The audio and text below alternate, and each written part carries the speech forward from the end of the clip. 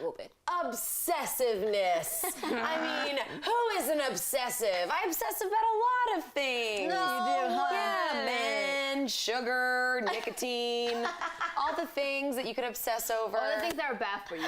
Men, sugar, nicotine. Oh my God, no, I'm somewhat of an obsessive person. I think I obsess most when it's something that I can't control and it's in the near future, and that thing is going to mold my near future. And this is why you get anxiety. That's why I get anxiety. Yeah. So but I'm getting better at it.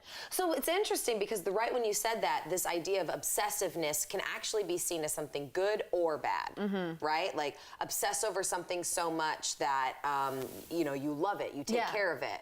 But then there's also obsessing over something where it's like worrisome and it's bad for you. Yeah. Yeah. How do you know the difference? I think you get physical manifestations of both. I think when it's negative, that happens. You get anxious, you get all these stuff.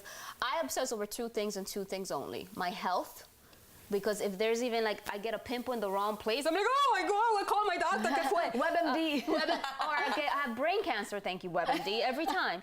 So my health is very important, especially as you get older, everything just starts acting different and stuff, so that's important. And two, my career. Like, I am obsessed with what I do because I love it. There's nothing that gets in the way of that. You know what I mean? But But for me, I don't get the negative manifestations that she does because I know how to shut it off. Me too. Wait a second.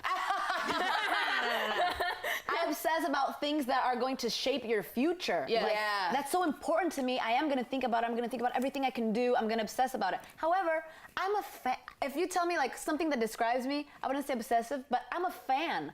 I'm a fan person. Yeah. I admire so many people. I admire so many things for so many different reasons. Fan is one thing, but admiration is one thing, but obsessiveness is another thing. But see, I wouldn't think that you're that obsessive. But I'm talking about, there's a little distinction. You're talking about outward things that are outside here. I'm talking more like what I'm internal. You're obsessed about you. Yeah, internal. Because honestly, in our audience, I don't give a blank about most people. You know what I mean? Because what they do doesn't affect me. You know what I'm saying? So I have to be just consistent with my attention around the things that are around me. I obsess mostly with things that are not me. Yep, don't care. Yeah. Don't care. I obsess What you about eat, don't more make like me poop. music. About, I'm like a fan of so many things. I admire so many things. I obsess about other things, but about myself.